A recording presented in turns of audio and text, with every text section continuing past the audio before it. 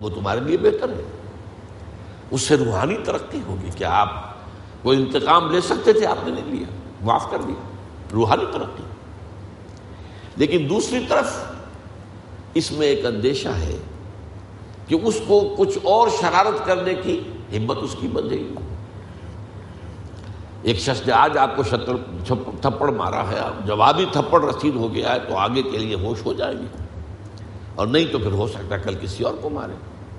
تو یہ قصاص جو ہے، وَلَكُمْ فِي الْقِصَاصِ حَيَاتٌ يَا أُولِي الْأَلْبَابِ، قصاص میں تمہارے لیے زندگی ہے۔ اس لیے کہ نظام جو ہے دنیا کا، وہ قصاص کے بغیر نہیں چلے گا۔ اس قصاصی کا ایک نظام جو ہے نا، جو ہم نے قائم کیا اپنے طور پر، یہ پولیس کس لیے ہے اور جیلیں کس لیے ہیں اور پھانسی کے تختے کس لیے ہیں، یہ سب اسی لیے تو ہے کہ اگر یہ نہ ہو تو جو بدماش اور شریر اور غنڈے ہیں، ہم ان کی تو گویا کہ اب یہ دوسری بات ہے کہ ہمارے ہاں کرپشن کی وجہ سے یہ چیزیں اتنی مؤثر نہیں رہی ہیں،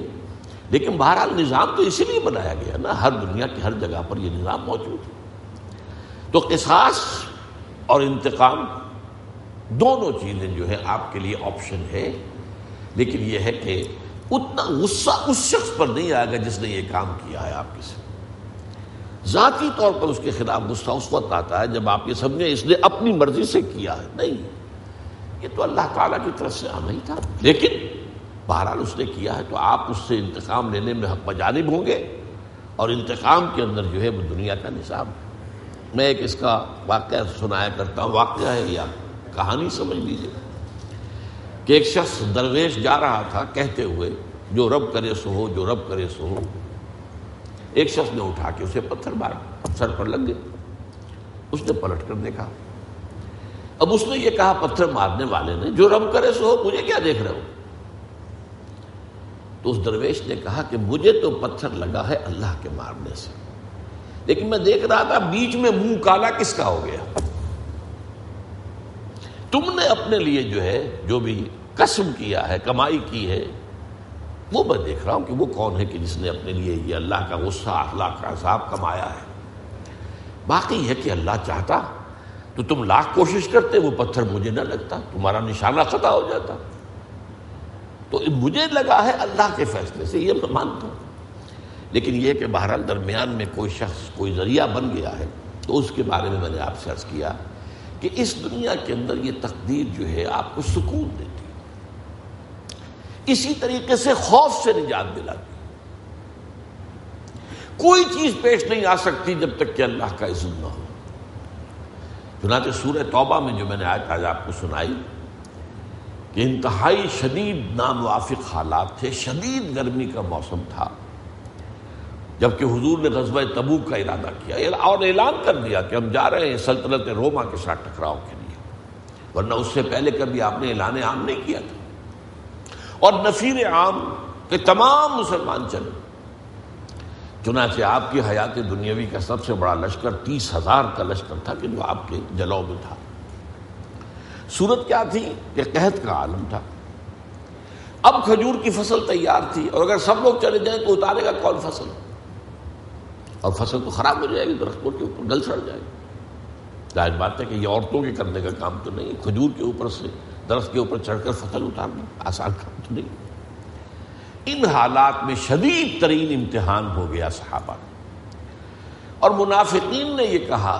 ہوش کے ناخن لوگ، کیا ہو گیا ہے تمہیں، اس گرمی میں جا رہے ہو، اور ہرقل اعظم شہنشاہ روم سے ٹکرانے جا رہے ہو، تمہارا دماغ خراب ہو گیا اس گرمی میں، اور قحط کا عالم اور فصل تیار۔ تو اس کا جواب دلوایا، قل، اے مسلمانوں تم ان سے کہو، لن یصیبنا الا ما کتب اللہ لنا هو مولانا وعلی اللہ فلیتوکل المؤمنون، کہہ دو ہم پر کوئی شے واقع نہیں ہو سکتی مگر وہی جو ہمارے رب نے ہمارے لیے لکھ دی ہے، اور وہ ہمارا مولا ہے، وہ ہمارا دوست ہے، وہ ہمارا پشت پناہ ہے، وہ ہمارا ولی ہے، وہ جو کرے سر تسلیم خم ہے، جو بھی ظالے یاد میں آئے، نہ شبد نصیب دشمن کے شبد ہلاکت تھے، نہ سر دوستاں سلامت کے تو خنجر آزمائی، اللہ کی طرف سے جو آئے وہ ہمارے لیے، ہم اس کو، وہ خوش آئند ہے۔ چاہے ہمیں ناگوار محسوس ہو وقتی طور پر، جسمانی طور پر، مادی طور پر تکلیف ہو تکلیف، لیکن یہ کہ وہ اللہ تعالیٰ کی طرف سے ہے اور ہمارے لیے قابل قبول ہے۔ اسی کا نام ہے تسلیم و رضا، اللہ کی تقدیر پر راضی رہنا، کوئی شکوہ نہ، اللہ سے بھی کوئی شکوہ نہیں اور کسی اور سے بھی شکوہ نہیں، نہ گلہ ہے دوستوں سے نہ شکایت زمانہ۔ ہاں جو کچھ آ رہا ہے وہ ہمارے رب کی طرف سے، البتہ جو بھی بیچ میں کوئی ذریعہ بن گیا ہے اس نے اپنے لیے جو بھی کمائی کرنی تھی کر لی، البتہ ہم اگر اس پر انتقام پر قادر ہوں تو وہ بھی لے سکتے ہیں، معاف کرنے پر قادر ہیں وہ معاف کر سکتے ہیں۔ یہ کیفیت جو ہے لِكَيْ لَا تَعْصَوْا عَلَىٰ مَا فَاتَكُمْ وَلَا تَفْرَحُوا بِمَا آتَاكُمْ، نہ تو تم رنج اور غم کا مجسمہ بن جاؤ اس پر مصیبتوں پر جو تم پر آئی، اور نہیں اترایا کرو ان چیزوں پر، ان نعمتوں پر جو اللہ تمہیں دے دے۔ یہ جو کیفیت ہے اسی کا نام ہے نفس مطمئنہ، مطمئن ہو۔ جیسے چٹان ہے، تیز سے تیز آندھی چل رہی ہے، اس کا کچھ نہیں بگاڑتی، چٹان اپنی جگہ مضبوط ہے۔ وہ شخص جس کا اللہ پر ایمان اس درجے میں ہے، اللہ کے علم قدیم پر یقین ہے، وہ وہی پوری نالج کی بات میں کر رہا ہوں۔ اور ابھی میں دوسرا پہلو بیان کروں گا اسی تقدیر کا، کہ ایک تو ہے ما اصاب الانسان، جو کچھ انسان کے اوپر آتا ہے، ما اصاب من مصیبت فی الارض ولا فی انفسکم الا فی کتاب من قبل ان نبرأہ۔ دوسرا پہلو ہے جو انسان کرتا ہے، یہ جو انسان کرتا ہے اس میں وہ کتنا قادر ہے اور کتنا مجبور ہے، یہ اصل میں وہ تقدیر کی بحث ہے، جبر و قدر کی، جو ہمارے ہاں بڑی چلی ہے متکلمین کے درمیان، لیکن یہ جو ہے حل نہیں ہو سکا معاملہ۔ ہلکی سی کوشش اس کی میں کر رہا ہوں، وہ یہ ہے، اور آج ہمارے لیے وہ چیزیں سائنس کی کچھ چیزوں کے علم کے اندر آ جانے سے وہ آسان ہو گئی۔ میں نے اقبال کا شعر آپ کو سنایا تھا کہ تقدیر کے پابند جمادات و نباتات، مومن فقط اللہ کے احکام کا پابند۔ ٹھیک ہے، یہ شعر اپنے اصل کے اعتبار سے بندہ مومن کے لیے اصل پابندی اللہ کے احکام ہے، لیکن یہ کہ کوئی اور پابندی نہیں ہے، اس کی نفی صحیح نہیں ہے۔ انسان بہت اعتبارات سے مجبور ہے، اس کا کوئی چوائس نہیں ہے۔ میں اگر ہندوستان میں پیدا ہوا تو میرا چوائس تو نہیں تھا، اللہ مجھے انگلستان میں پیدا کر سکتا تھا۔ مجھے جو شکل و صورت ملی ہے، جو رنگت ملی ہے، اس میں کوئی میرا چوائس تو نہیں تھا، ظاہر بات ہے اللہ تعالیٰ کی طرف سے گیون۔ تو اس معاملے میں جس کو آج جینز کہتے ہیں، جینیٹکس کا علم بہت بہت آگے جا رہا ہے، اور جینیٹک انجینئرنگ جو ہے آپ کو معلوم ہے کہ وہ اپنی انتہاؤں کو چھو رہی ہے۔